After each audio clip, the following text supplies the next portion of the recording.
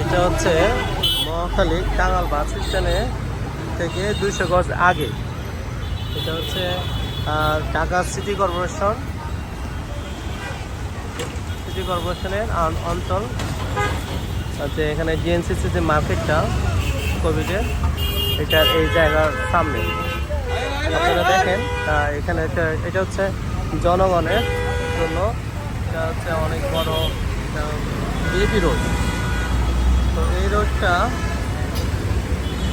এখানে SR enterprise ওনাদের একটা সিএনজি বা পেট্রোল পাম্প, ওই পাশে আরেকটা দেখতে পাচ্ছেন রয়্যাল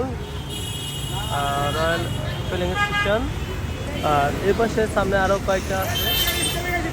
তো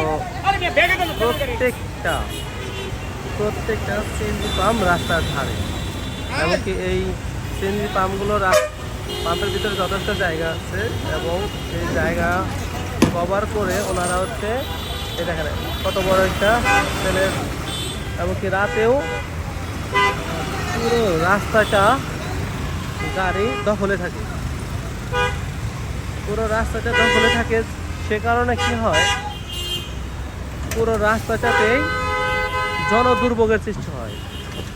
এর পাশে আমাদের বাসা, আল্লাহর 7 দিনই আমাদের এই জাম ঠেলতে হয়।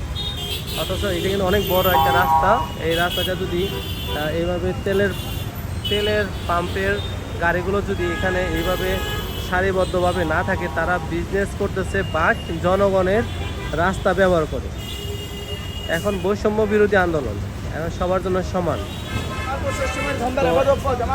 আমি কর্তৃপক্ষের কাছে দৃষ্টি আকর্ষণ করতেছি যেন আপনারা এইটার প্রতি একটু দৃষ্টি আকর্ষণ করেন, যে যারা ব্যবসা করবে, বিজনেস করবে, জনগণের দুর্ভোগ সৃষ্টি করে এভাবে বিজনেস করা যা কতটা যৌক্তিক, বিষয়টা একটু আপনারা দেখবেন।